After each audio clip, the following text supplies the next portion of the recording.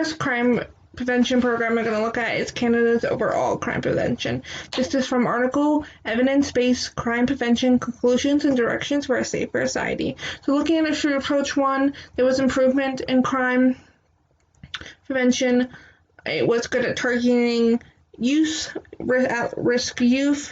Feedback would be helpful if there was more of a national effort. Looking through it from approach 2, it was effective in many money areas, as Winnipeg ended up saving $30,000 based on their crime prevention programs. And approach 3 was not really set up in this manner. We didn't really have data about how it works. So I can't really measure it for approach 3.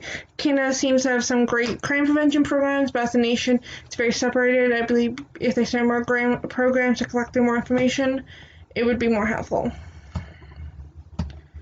Cyber border security. This is from article Cyber border security, defending and defining a national cyber border.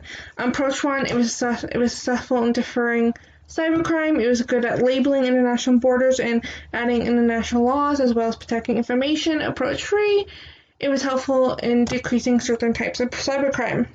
Overall, I thought it was very hard to determine the success of cybercrime through the 3 approaches that I felt I needed to include in this presentation. I believe that adding these definitions and this approach for crime prevention will lead to other crime prevention programs that will help cybercrime be deterred more in the future and hopefully give us more data about how it works.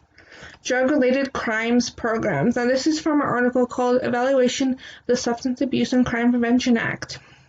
Now this information is from California, early 2000s, FYI. So looking at it through approach 1, it was successful in decreasing crime, as a 15% decrease of crimes committed by those who completed the programs compared to those who didn't. It was helpful for those who wanted to take place in treatment, but feedback was not helpful for those who started the program but didn't finish.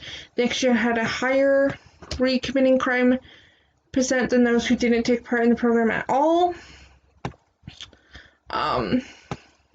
Looking at it for approach 2, we really don't know much from it, other than it did involve community members. Approach 3, it had every aspect of this. We had the control groups, control situations. So it was, from looking at it for approach 3, it was very successful. Although I believe it was a successful program, but I would like more of a financial breakdown to see how well in that regard of spending money versus how much it prevented crime. So this is shoplifting preventions. Now this is practices and not programs that I throw in an everyday practice that we see in everyday life. This is from Thinking Theft and the Crime Prevention Arms Race Lessons Learned from Shoplifters. This includes the subject of mirrors, cameras, public viewing monitors, lecture tags, cases, product packaging, and item placement. Approach 1, assessed is really not measured in this. Overall, I believe it's good at stopping amateur shoplifters, but not effective at stopping experienced shoplifters. Approach 3 does not measure any of these, as well as didn't measure any of approach 2. It's really hard to measure these. This was basically just talking to experienced shoplifters and didn't have any information about the average person who has never shoplifted or someone who maybe sometimes shoplifts. So I feel like if you added more data, especially from approach 3s, you would have a better view of how shoplifting prevention practices actually work in everyday life. My inclusion is normal methods of shoplifters seem to work to deter everyday people, but it does not on everyday shoplifter. So here's my ending screen. It's just giving you my discussion question that I've also typed out for you guys and my feedback areas.